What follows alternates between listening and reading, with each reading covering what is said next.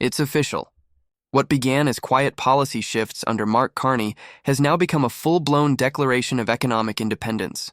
Prime Minister Mark Carney walked into that room and did what no Canadian leader has dared to do in decades. He declared that Canada's future is no longer tied to Washington's decisions. For months, he's been warning about it. That our dependency on Donald Trump's America is a risk, not a relationship.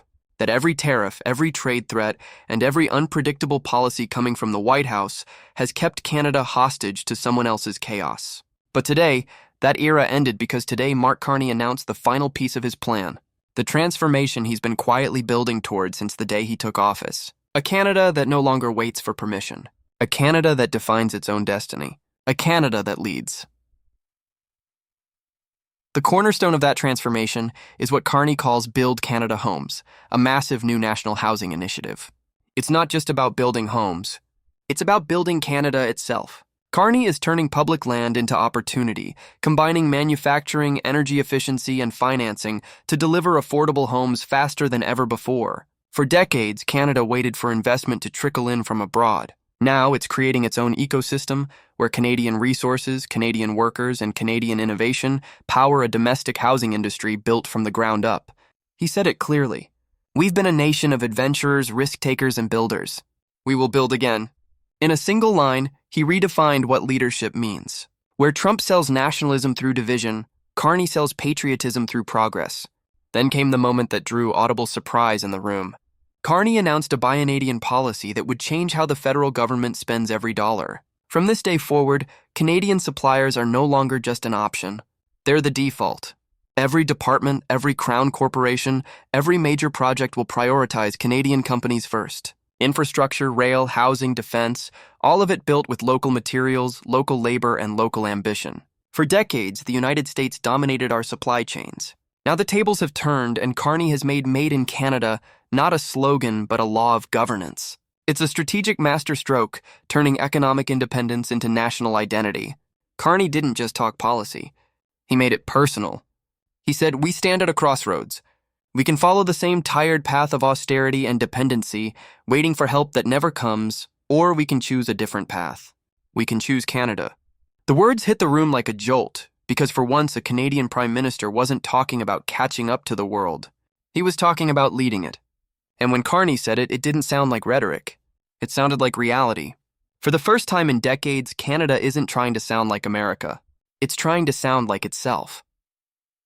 When journalists asked about Trump's new trade policies, Carney didn't flinch. He called them what they are. A radically different U.S. trade policy driven by short-term politics, not long-term vision. But instead of complaining, he doubled down. Canada will not play defense anymore. It will write its own rules. This wasn't diplomatic. It was decisive.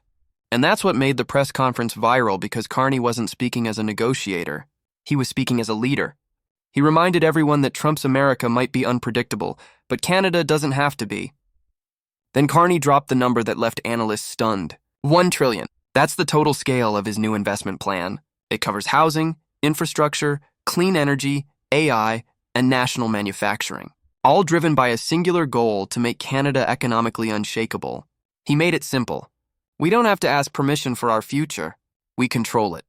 In one sentence, he buried decades of dependency. And just like that, Canada's new identity, confident, independent, and self-sufficient, became policy.